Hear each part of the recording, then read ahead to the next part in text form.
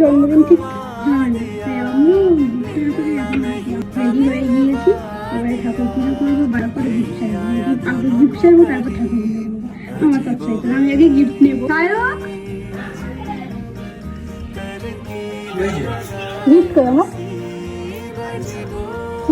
আমি বলেছিলাম ঘুম থেকে উঠে আমার আগে গিফট চাই, এখন বলছে গিফট নেই।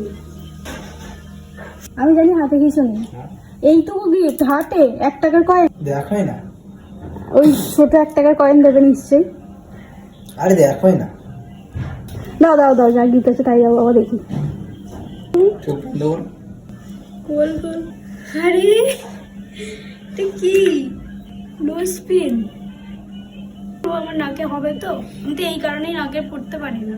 এটা তোমার নাকে হয়ে যাবে confirm. Thank you thank you, আমি আমার গিফট পেয়ে গেছি।